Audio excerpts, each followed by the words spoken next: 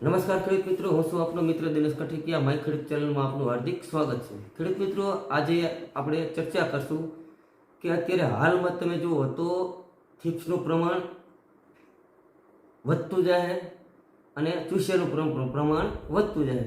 તો area wise અમુક એરિયામાં તમે જુઓ તો ચૂસિયા વધારે છે, એટલે કે તળતળિયા પોપટી જે કેરી એ વધારે છે. અમુક એરિયામાં જુઓ તો થીપ્સનું પ્રમાણ વધારે છે અને તળતળિયા એટલે કે જે આપણે પોપટી કહેવી એનું પ્રમાણ ઓછું છે. તો ચેક થીપ્સ વધારે, ચેક તળતળિયા વધારે. તો આપણે વિડીયો બનાવી એટલે તમને ખબર પડે કે કેટલા પ્રકારની એટલે કે કેટલા થીપ્સના દાણા એક પાંદડે હોય તો આપણે કઈ દવા ઉપયોગ કરવી. તો આપણો પંપ હેવી એટલે કે વધારે ઊંચો ન હોય જાય એના માટે આપણે વિડીયો આપણે બનાવવાનો હેતુ. તો અમારી અત્યારે હાલમાં અમારી આ જે દીક્ષર છે, નગરા છે, કે જે 2-5 ગામ છે એમાં તમે જુઓ તો લીલી પોપટીનું પ્રમાણ બહુ વધારે છે અને થીપ્સ ઓછી છે, બરાબર.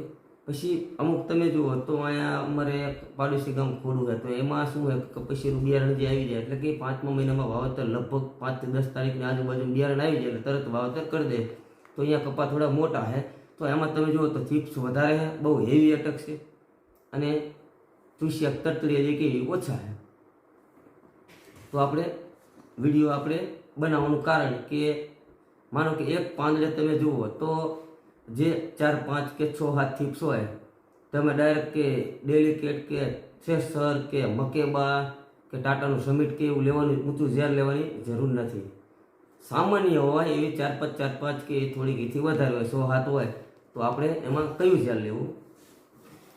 તેમાં તમે જુઓ તો રીવા 5 એટલે કે લેમડા સાયોથેલિન 5%. તો આપણે એક પપ્પા 30 ml આને નાખવાનું, બરાબર. સારી એવી કંપનીનું લઈ લો તો ચાલે, એવું નથી કે રીવા 5 લેવું, પણ સારી એવી ગમે કંપનીનું લઈ લેવું, બરાબર. તો આને આપણે 30 ml નાખવું. પછી તમે જુઓ તો પ્રોફેક્ટ સુપર એટલે કે પ્રોફેનો 40% અને સાયફરમેથ્રિન 4%. તો આપણે આ લઈ કે ઈસીયુનું ટાટામાં જસનસ સુપર નામથી આવે, ઈસીયુનું અલગ અલગ ઘણી કંપનીમાં આવે. પછી જીએસપીમાં તમે જુઓ તો લગભગ સરપસ નામ આવે, તો એ પણ તમે વાપરી શકો. તો આ આપણે 30 મિલી લેવાનું. પછી તમે જુઓ તો કોલ્ફોસ એટલે કે ઇથિયોન પ્લસ સાયપર. તો ઇથિયોન તમે જુઓ મિત્ર 40% અને સાયફરમેથ્રિન 5% આવે. ઇથિયોન સાયપર આપણે કહે કોલ્ફોસમાં, બરાબર. તો આપણે આ પણ લઈ શકીએ એટલે કે જે 5 થી 7 દાણા કેવો ઓછી હોય તો આપણે હેવી ઊંચી દવા લેવાની જરૂર નહીં. એટલે કે તમે જુઓ તો કોલ્ફોસ અથવા તો પ્રોફેક્ટ સુપર એટલે કે પ્રોફેનો સાયપર અથવા તો ઇથિયોન સાયપર અથવા તો લેમડા સાયોથેલિન, બરોબર.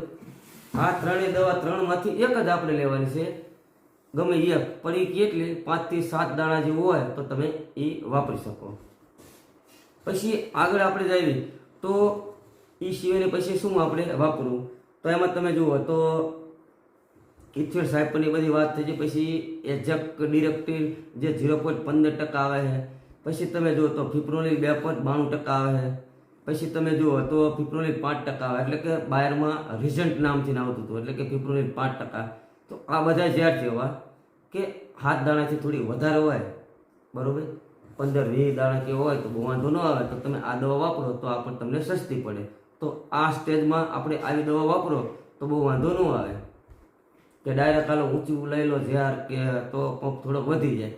તો જે 15 થી 20ના આડાગાળામાં હોય તો મેં જે તમને કીધું એવા ઝેર લઈ લેવાય. એજેક ડિરેક્ટિન 0.15%, ફિપ્રોનિલ 2.92% અથવા તો તમે જુઓ તો ફિપ્રોનિલ 5% એ પણ તમે વાપરી શકો.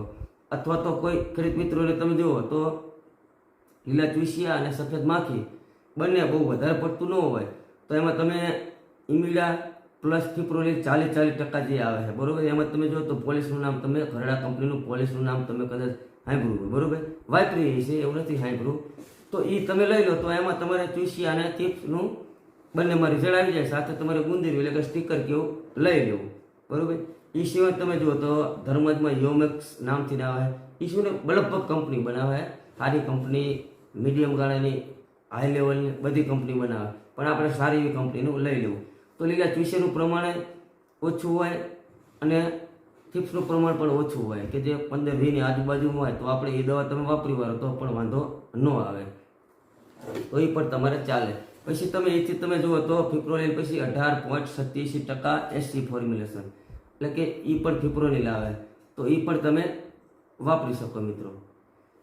પછી આપણે માપ કહેવાના ભૂલી ગયા, જે તમને એજેક ડિરેક્ટ 0.15% જે કીધું એ 20 થી 25 મિલી. પછી ફિપ્રોલિલ 2.92% જે રહ્યું એ પણ તમારે 20 થી 25 લઈ લેવું, અને જે ફિપ્રોલિલ 5% જે રહ્યું હોય એ 30 મિલી લઈ લેવું આપણે એક પંપમાં, બરોબર. પછી આ જે 18.87% જે એસી ફોર્મ્યુલેશનમાં જે આવે એને પણ આપણે 20 મિલી લઈ લો એટલે વાંધો ન આવે, એ પણ મરી જાય. એટલે તમે 20 એટલે કદાચ બહુ ન હોય તો તમે 15 થી સ્ટાર્ટ કરી આપો, અથવા 12 થી સ્ટાર્ટ કરી આપો, 12, 13, 14, 15 એટલે તમારી થીપ્સ મરી જાય. ડાયરેક્ટ એવું નથી બહુ ઝાઝી હોય એટલે ન હોય તો ડાયરેક્ટ 20 ml જ નાખી દઈએ, બરોબર, તો પણ ચાલે. હવે વાત થાય કે થીપ્સના દાણા બહુ હોય કે એક પાંદડે જે ગણી ન હોય કે આપણે એક પાંદડે તમે જો આમ ઊંધા વારવી તો આમ અસંખ્ય હોય, નકરી જ હોય. પછી શું કરવું પડે? પછી આપણે ઊંચા ઝેરમાં જવું પડે. જો ન જાવી અને ઓલા જે આગળના જે મેં ડોઝ કીધા એ આપણે દીધમ દીધ કર્યા રાખવી તો પણ કામ ન આપે. એ સામાન્ય થીપ્સના દાણા હોય તો બહુ વાંધો ન આવે, બરોબર. મીડિયમ ગાળાનો બહુ વાંધો ન આવે. પછી તમારે વધારે પડતા હોય તો તમારે પછી આગળ આલવું પડે. તો એમાં તમે જુઓ તો મકેબા આવે, એટલે કે હું બતાવું તમને જે વેચું, બરોબર. આ જે મકેબા રહ્યું, બરોબર, એ પણ તમે વાપરી શકો. 10 થી 12 ml લઈ લો, અરે વાંધો ન હોય, એ પણ મરી જાય. પછી તમે જુઓ તો ટાટાનું સમિટ, બરોબર, આ ટાટાનું સમિટ, તો આને પણ આપણે 10 થી 12 ml નાખી અને છંટકાવ કરી દો તો વાંધો ન. 15 ml સુધી તમે કદાચ લઈ શકો, પણ 15 ml નહીં લેવાનું. આપણે 10 થી 12 ml લો અને હું કહું વ્યવસ્થિત ઘાટો સ્પ્રે તમે કરી દો. એક કરી 8 થી 10 પપ તમે લો, વાપરો, એટલે તમે 10 થી 12 mlમાં પણ તમારે થીપ્સ પડી જાય ને પડી જાય. એ સિવાયની તમે જુઓ તો ડેલિકેટ આવે, બરોબર. તો ડેલિકેટથી પણ આપણે થીપ્સ ગમે એ વધારે પડતી હોય તો પણ મરી જાય.